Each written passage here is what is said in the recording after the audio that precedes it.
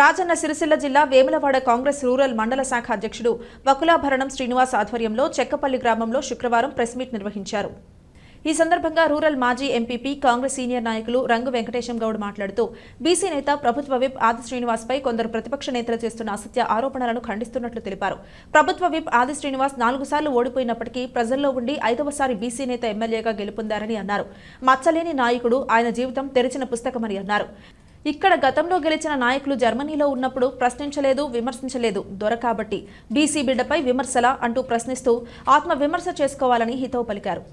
గెలిచిన తర్వాత గల్ఫ్ కార్మికుల సంక్షేమ నిధి ఏర్పాటు చేసి కోనరావుపేట కావచ్చు, వేములవాడ రూరల్ మండలం కావచ్చు, వాళ్ళందరికీ కూడా సంక్షేమ నిధి నుంచి 5 లక్షల ఎక్స్గ్రేషియా చెల్లించినటువంటి నాయకుడు మా పెద్దలు ఆది శ్రీనివాస్ గారు.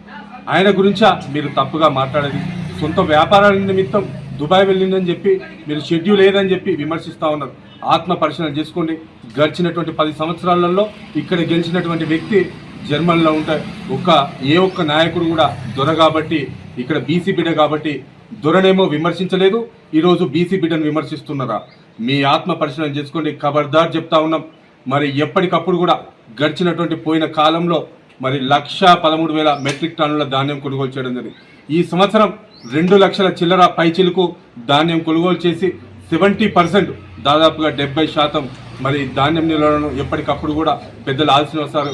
41 కిలో 700 రూపాయలు ఖచ్చితంగా కూడా ఇక్కడ పెట్టి ఇక్కడ రైస్ మిల్లర్లో మాట్లాడి ఎప్పటికప్పుడు కూడా కలెక్టర్ గారిని, స్థానికంగా ఉన్నటువంటి మా నాయకులందరినీ కూడా అలర్ట్ చేసి ఎప్పుడు కూడా రైతుల పక్షపాతిగా ఉన్నటువంటి నాయకున్న మీరు విమర్శించేదని చెప్పి ఈ సందర్భంగా తెలియదు.